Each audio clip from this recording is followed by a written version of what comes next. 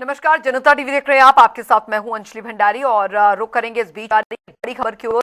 बड़ी जानकारी आ रही है, उसका रुक यहाँ पर लेते हैं लखनऊ से, जहां पर आईटी विभाग के साथ प्रेजेंटेशन बैठक करेंगे सीएम। ये जानकारी आ रही है, आईटी विभाग के साथ प्रेजेंटेशन बैठक मुख्यमंत्री करेंगे आज शाम 6 बजे। आईटी विभाग के साथ प्रेजेंटेशन बैठक जो है वो होने जा रही है 8:30 बजे DGEOW लखनऊ की ये बैठक होगी। सीएम योगी की अध्यक्षता में दोनों जो बैठकों का आयोजन होने जा रहा है, जो जानकारी आज मिल रही है। आईटी विभाग के साथ शाम 6 बजे आईटी विभाग के साथ प्रेजेंटेशन बैठक मुख्यमंत्री की होने जा रही है।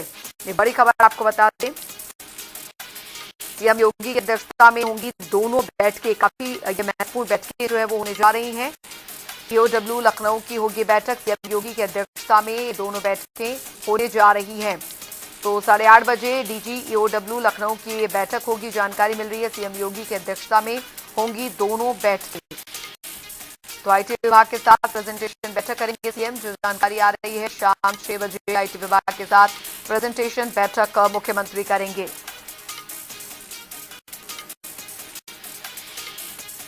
लखनऊ से राजेश यादव संवाददाता हमारे साथ जुड़ गए हैं ज्यादा जानकारी के साथ इस बड़ी खबर पर।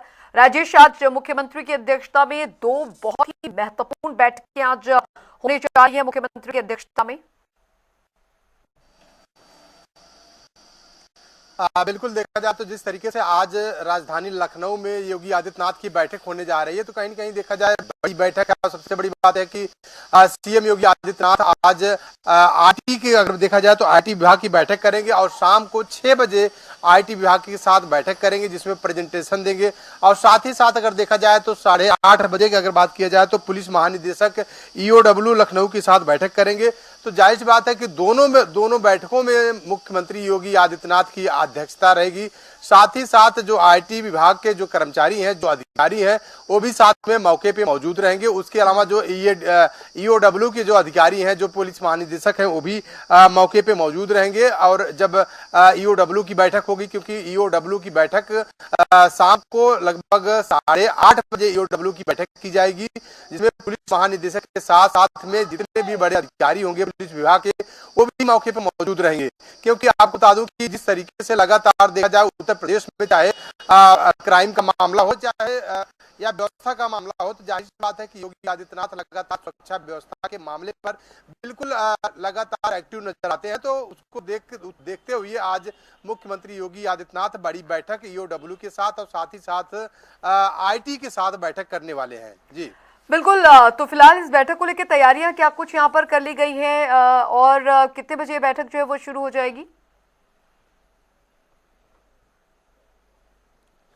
देखिए खुशबू, अगर बात करें आईटी की, तो जाहिर सी बात है कि आईटी की बैठक शाम को 6 बजे की जाएगी, जिस समय मुख्यमंत्री की अध्यक्षता में ये बैठक की जाएगी। और आईटी से संबंधित सभी देखा जाए तो सभी कर्मचारी, सभी अधिकारी मौके पे मौजूद रहेंगे। उसके अलावा अगर देखा जाए तो 8:30 बजे अगर देखा जाए तो EOW की बैठक की जाएगी, जिसमें पुलिस महानिदेशक के साथ साथ में पुलिस के भी आला अधिकारी मौके पे मौजूद रहेंगे।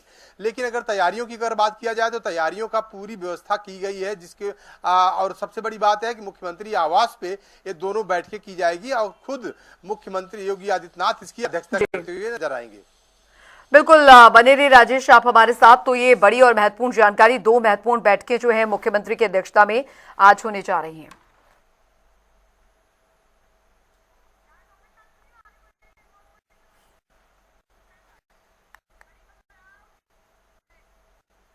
और आगे बढ़ेंगे इस बीच एक बड़ी खबर लखनऊ से आ रही है। आज 3 जिलों के दौरे पर आएंगे बीजेपी प्रदेश अध्यक्ष। जानकारी, कानपुर देहात, जालौन जाएंगे पंकज चौधरी। इस वक्त की बड़ी खबर आपको बता दें, बड़ी जानकारी आ रही है।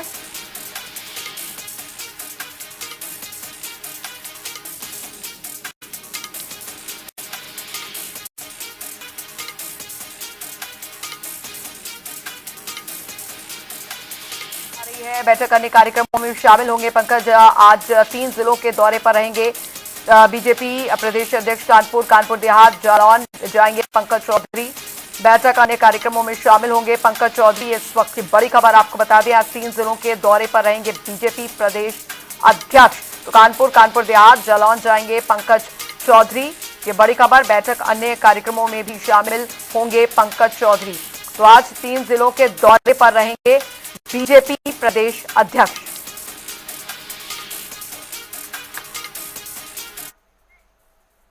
आगे बढ़ेंगे, एक और बड़ी खबर आ रही है, बड़ी अपडेट आपको बताने जा रहे हैं। बड़ी खबर, बड़ी जानकारी, यूपी बीजेपी अध्यक्ष का कानपुर देहात दौरा आज। तो पार्टी पदाधिकारियों कार्यकर्ताओं से मुलाकात करेंगे, संघ के पदाधिकारियों के साथ भी अहम बैठक करेंगे। जानकारी, बीजेपी कार्यालय में संगठनात्मक समीक्षा कार्यक्रम होगा। स्थानीय नेताओं के साथ भी रणनीतिक चर्चा होगी। इस वक्त की बड़ी खबर, पंकज चौधरी के दौरे को लेकर कार्यकर्ताओं में बेहद उत्साह बना हुआ है। जानकारी आपको यहां पर दे दें, कानपुर देहात यूपी बीजेपी अध्यक्ष का कानपुर देहात का दौरा, जो कि काफी महत्वपूर्ण माना जा रहा है। संघ के पदाधिकारियों के साथ भी अहम बैठक करेंगे। बीजेपी कार्यालय में संगठनात्मक समीक्षा का कार्यक्रम जो है वो रखा गया है। स्थानीय नेताओं के साथ भी रणनीतिक चर्चा जो है वो की जाएगी। तो बड़ी खबर आपको बता दें, बड़ी जानकारी आ रही है। भोगीपुर में आयोजित कार्यक्रम, पंकज चौधरी के दौरे को लेकर कार्यकर्ताओं में बेहद उत्साह बना हुआ है। यूपी बीजेपी अध्यक्ष का कानपुर देहात दौरा आज। तो ये इस वक्त की बड़ी खबर आपको बता रहे हैं। पार्टी पदाधिकारियों कार्यकर्ताओं में बेहद उत्साह है। पहली बार आ रहे हैं। प्रधानमंत्री जी के 12 साल पूर्ण होने में और उत्तर प्रदेश सरकार के 9 साल पूर्ण होने के उपलक्ष्य में प्रदेश अध्यक्ष जी का आगमन कानपुर देहात में, कानपुर देहात की जनता और पदाधिकारियों के लिए बहुत ही उत्साहपूर्वक मनाया जाना है, जिसमें कि प्रदेश अध्यक्ष जी आएंगे और साथ साथ कार्यकर्ताओं से भेंट करेंगे, उनकी समस्याओं को सुनेंगे और काम करने के ढंग को समझाएंगे। साथ ही साथ कुछ लोगों से जो अवसर रहा तो कुछ लोगों से मुलाकात भी करेंगे अलग से जाके, और फिर उसके बाद भोगनीपुर जाकर अपनी सभा को करेंगे जो पहले से प्रस्तावित है। तो सभी कानपुर देहात वाले हमारे कार्यकर्ता बहुत हर्ष और उल्लास से भरे हुए हैं और वो चाह रहे हैं कि हमारे क्षेत्र में आए और समस्याओं को सुने। राजेश यादव संवाददाता लगातार इस बड़ी खबर पर भी हमारे साथ बने हुए हैं। राजेश, कानपुर देहात का आज जो यूपी बीजेपी अध्यक्ष का ये दौरा है, कई मायनों में महत्वपूर्ण माना जा रहा है। कार्यकर्ताओं में बेहद उत्साह बना हुआ है। कितने बजे उनका ये पूरा कार्यक्रम रहने वाला है? देखिए अंजलि, अगर बात करें पंकज चौधरी की, तो लगातार देखा जाए पंकज चौधरी का जो 75 जिलों, उत्तर प्रदेश के 75 जिलों का दौरा है, उसी क्रम में अगर देखा जाए कानपुर देहात और जालौन में भी उनका दौरा हो रहा है। सबसे बड़ी बात है कि आज कानपुर देहात और जालौन में उनका 3 जिलों में दौरा है। और सबसे बड़ी बात है कि प्रधानमंत्री के जो 12 साल पूरे हुए हैं, तो जाहिर सी बात है कि उसको लेकर भी आज वहां पे कई कार्यक्रम करते हुए नजर आएंगे पंकज चौधरी। साथ ही साथ आपको बता दूं अंजलि की जिस तरीके से 2027 का विधानसभा का चुनाव है, क्योंकि चुनावी वर्ष है और इसमें पंकज चौधरी के कंधों पर बहुत बड़ी जिम्मेदारी है। क्योंकि जिस तरीके से पंकज चौधरी को अगर देखा जाए तो पंकज चौधरी ओबीसी से आते हैं और सबसे बड़ी बात है कि जो पूर्वांचल है, पूर्वांचल से पंकज चौधरी आते हैं। और खास बात यह है कि बीजेपी पिछले जितने भी चुनाव हुए हैं पूर्वांचल में बीजेपी मात खाई है। और सबसे बड़ी बात है कि 60 से 61 सीटें ऐसी हैं कि जहां पर बीजेपी को बुरी तरीके से हार हुई है। तो कहीं न कहीं देखा जाए उन 60 से 61 सीटों पर बीजेपी पूरा फोकस इस बार, पूरी रणनीति इस बार तय कर दी है और सारी रणनीति, सारी जिम्मेदारी पंकज चौधरी जो प्रदेश अध्यक्ष भाजपा के, उनके कंधों पर दी गई है। और सबसे बड़ी बात है, आपको बता दें कि पंकज चौधरी ये बिल्कुल पूरी तरीके से कोशिश करेंगे कि जो इसके पहले अगर देखा जाए जो भाजपा जो 61 सीटें हार गई थी, उन 61 सीटों पर पूरी मजबूती के साथ, पूरी रणनीति के साथ और इस बार पूरी कोशिश करेगी जीतने के लिए। इसको लेकर पंकज चौधरी जो है लगातार पूरे उत्तर प्रदेश के जितने 75 जिले हैं, 75 जिलों में उनका दौरा तय किया गया है, उनका डेट तय किया गया है। और उसी के क्रम में आज अगर देखा जाए तो 3 जिलों का आज उनका दौरा है, कानपुर नगर और सबसे बड़ी बात है कानपुर देहात, और उसके अलावा अगर देखा जाए तो जालौन। इन 3 जिलों का दौरा है और 3 जिलों में आज पहुंचकर वहां पे कार्यकर्ताओं के साथ, वहां के पदाधिकारियों के साथ, वहां के नेताओं के साथ आज पंकज चौधरी बैठक करेंगे। सबसे बड़ी बात है कि 2027 के चुनाव को लेकर आज कई सारी अहम रणनीतियां भी बनाएंगे। अच्छा राजेश, ये तीनों जिलों में आज यूपी बीजेपी अध्यक्ष, प्रदेश अध्यक्ष जो है, उनका ये दौरा काफी महत्वपूर्ण माना जा रहा है और रणनीतिक लिहाज से भी पार्टी को जमीनी स्तर पर किस तरीके से मजबूती प्रदान की जाए। ये बहुत बड़ा दारोमदार है प्रदेश अध्यक्ष पर, और यही वजह है कि तमाम जिलों को इस तरीके से कवर किया जा रहा है। और आज इन 3 जिलों में किस तरीके की तैयारियां की गई हैं, क्योंकि प्रदेश अध्यक्ष चाह रहे हैं जाहिर तौर पर कार्यकर्ताओं में एक नई जिम्मेदारी और कार्यकर्ताओं को एक नई जो रणनीति है उसका मूल मंत्र आज देते नजर आएंगे प्रदेश अध्यक्ष। बिल्कुल अंजलि, मैंने आपको जैसे बताया कि पंकज चौधरी ओबीसी से आते हैं, और सबसे बड़ी बात है कि आज जिस तरीके से कानपुर देहात और जालौन में उनका दौरा है, तो कहीं कहीं वहां के जो कार्यकर्ता हैं, वहां के जो नेता या पदाधिकारी हैं, उनके अंदर भी आज जोश है, जोश देखने के लिए मिलेगा। क्योंकि 12 साल पूरे हो रहे हैं प्रधानमंत्री के, उस पर भी आज कई कार्यक्रम वहां पे देखने के लिए मिल सकते हैं, जिसको लेकर वहां के कार्यकर्ताओं, वहां के जो नेता हैं, उनके अंदर भी जोश वहां पे देखने के लिए मिल सकता है अंजलि। साथ ही साथ अगर देखा जाए जो 2027 का जो विधानसभा का चुनाव है, इसमें भी बीजेपी कहीं न कहीं देखा जाए जो विपक्षी पार्टी है समाजवादी पार्टी, उसका भी जोड़ जो है तोड़ निकालने के लिए पंकज चौधरी को ले। चलिए, काफी महत्वपूर्ण उनका ये दौरा रहने वाला है। बहुत बहुत शुक्रिया राजेश यादव इस तमाम जानकारी के लिए। चलिए खबरों में आगे बढ़ेंगे। उधर आपको बता दें कि उत्तर प्रदेश में विधानसभा चुनाव 2027 की तैयारियां शुरू हो चुकी हैं, और ऐसे में बीजेपी एक बार फिर से अपने संगठन को धार देने में जुटी हुई है। पिछले 9 सालों में बीजेपी ने प्रदेश अध्यक्ष पद पर कई चेहरों को मौका दिया, और हर नियुक्ति के पीछे जातीय और सामाजिक का समीकरण साधने की रणनीति साफ नजर आई। आखिर कैसे प्रदेश अध्यक्षों के जरिए बीजेपी ने अपने वोट बैंक को मजबूत किया, और चुनावी साल में संगठनात्मक बदलावों का क्या संदेश है, देखिए खास रिपोर्ट। उत्तर प्रदेश में विधानसभा चुनाव 2027 की तैयारियां बिल्कुल तेज हो चुकी हैं। वहीं अगर बीजेपी की बात करें तो बीजेपी भी पूरी तरीके से कमर कस चुकी है। वहीं अगर पिछले 9 सालों की बात करें तो बीजेपी उत्तर प्रदेश में जो अपने प्रदेश अध्यक्ष बनाए, उन प्रदेश अध्यक्षों के पीछे कहीं न कहीं देखा जाए जातीय समीकरण दिख रहा था। उसके बाद अगर बात करें 2027 का, तो 2027 का विधानसभा का चुनाव सामने है, और उसके बाद बीजेपी ने को प्रदेश अध्यक्ष बनाया है। पंकज चौधरी के सहारे अगर देखा जाए तो बीजेपी अपने वोट बैंक को, जातीय समीकरण को साधने की पुरजोर कोशिश करेगा, क्योंकि इसके पहले भी जितने प्रदेश अध्यक्ष बनाए गए, जातीय समीकरण को देखते हुए, सामाजिक समीकरण को देखते हुए बीजेपी ने अपने प्रदेश अध्यक्षों की नियुक्ति की थी। लेकिन क्या बीजेपी इस बार भी अपने वोट बैंक को, अपने जो उसके जातीय समीकरण है उसको बचाने के लिए, या पीडीए की काट को देखते हुए पंकज चौधरी को प्रदेश अध्यक्ष बनाया है? पंकज चौधरी किस तरीके से भारतीय जनता पार्टी को हैट्रिक दिलाने में कामयाब होते हैं, ये तो आने वाला वक्त बताएगा। देखिए, पहली चीज तो अखिलेश यादव जी का जो पीडीए है वो सिर्फ party of Dimple and Akhilesh है। उस पार्टी में सिर्फ डिंपल जी हैं और अखिलेश जी हैं, बाकी किसी का कोई वजूद नहीं है। और जहां तक बात रही भारतीय जनता पार्टी की, तो ये कार्यकर्ताओं पर आधारित पार्टी है। यहाँ हर कार्यकर्ता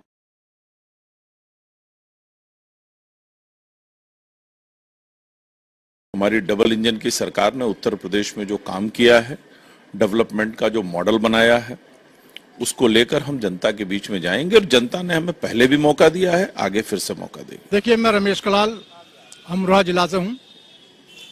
2027 का चुनाव जो है भारतीय जनता पार्टी के पक्ष में जाएगा, क्योंकि आज देश के पास, ना प्रदेश के पास लीडरशिप नहीं है, ना कोई नेता है, ना कोई पार्टी है, उनके पास कोई मुद्दा नहीं है।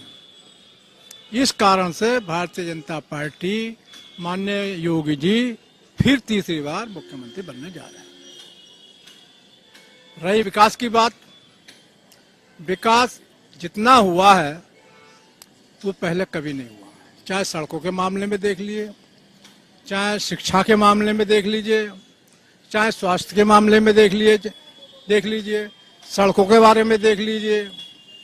80 करोड़ लोगों को फ्री अनाज दिया जा रहा है। भाई साहब, किसी सरकार ने दिया है क्या? गरीब को किसी को दिया है क्या? एक आत्म मानववाद जो जिनका पंडित दीनदयाल जी का नारा था, वो हकीकत में आज ही इस सरकार के रहते ही वो उपयोग में हो रहा है। भारतीय जनता पार्टी की सरकार 2027 में फिर पुनः रिपीट होने जा रही है।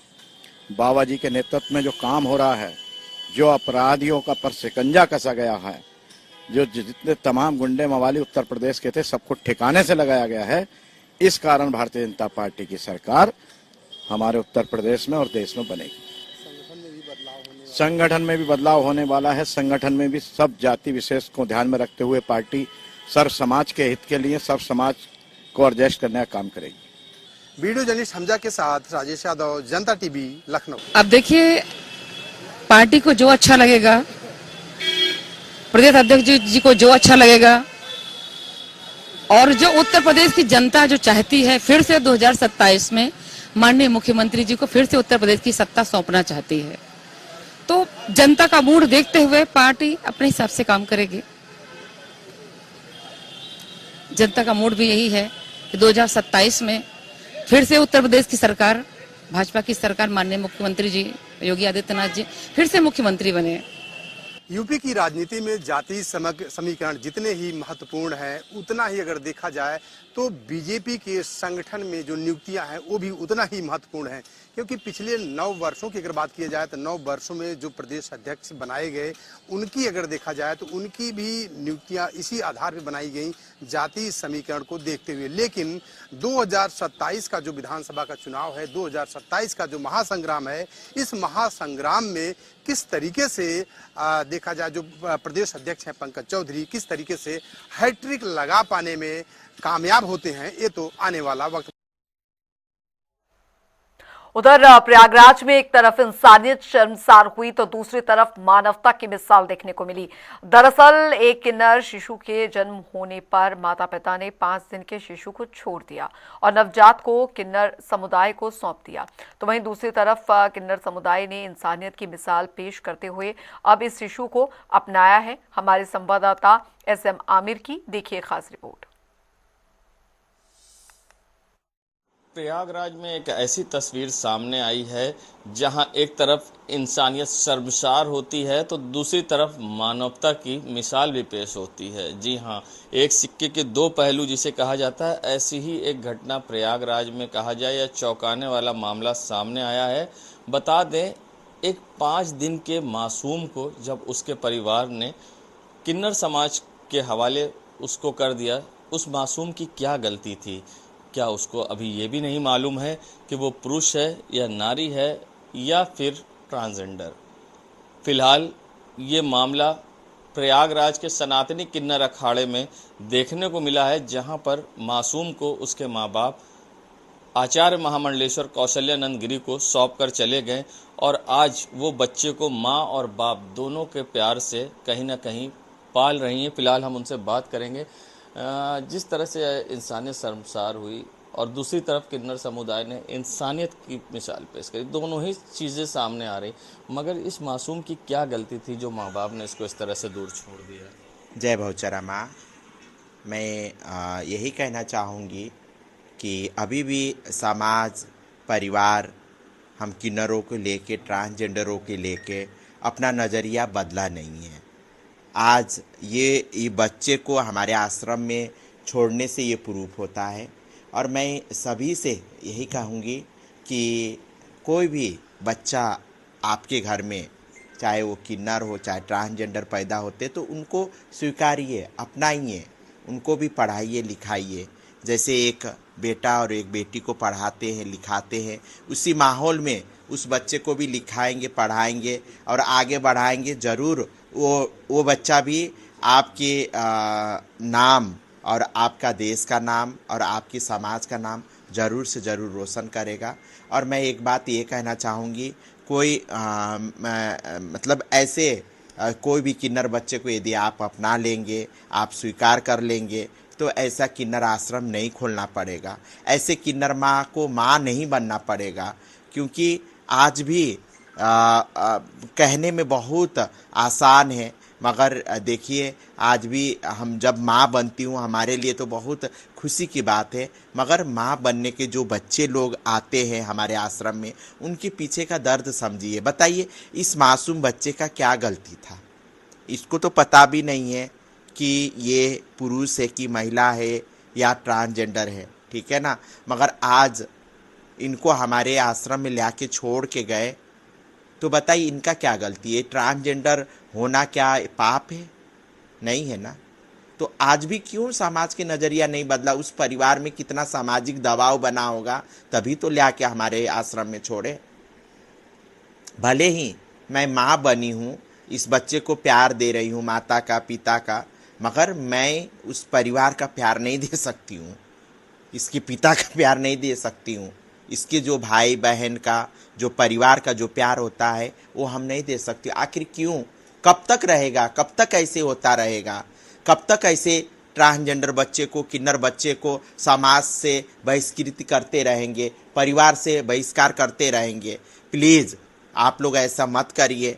हम भी इंसान हैं, भले हम किन्नर है या महिला है, पुरुष है, उससे पहले सब कोई इंसान है। इंसानियत के नाते से भी, इंसानियत के नज़रिया से भी प्यार दीजिए, सम्मान दीजिए, ऐसा अवहेलित मत करिए। देखिए, जिस तरह से अपील की है, कहीं ना कहीं एक बड़ी मिसाल है कि अब जिस तरह से इस बच्चे का भरण पोषण पालन आज किन्नर समाज द्वारा किया जा रहा है, फिलहाल उनके लिए कहीं ना कहीं एक बड़ा ऊपर वाले ने उनको एक तोहफा भी दिया है कि एक बच्चे को उन्हें आज पालने का मौका मिल रहा है, एक माँ बाप का प्यार देने का। मगर उनकी ये भी अपील है कि अपने बच्चों को अलग मत करिए, वो भी आपका हिस्सा है। फिलहाल जिस तरह से ये घटना सामने आई है, काफ़ी दिल दहलाने वाली है और लोगों को काफ़ी इंसानियत एक तरफ शर्मसार हो रही, तो दूसरी तरफ इंसानियत की मिसाल पेश हो रही। फिलहाल अब देखना होगा कि आगे समाज के लोग किस तरह से अपनाते हैं या फिर इसी तरह से लोग अपने बच्चों को आश्रमों में छोड़ेंगे, ये देखने वाली बात होती है। वीडियो जर्नलिस्ट शामू कुशवाहा के संग सैयद मोहम्मद आमिर, प्रयागराज। और उत्तर प्रदेश की खबरों में अभी के लिए फिलहाल इतना ही। रुक रहे हैं एक छोटे से ब्रेक के लिए।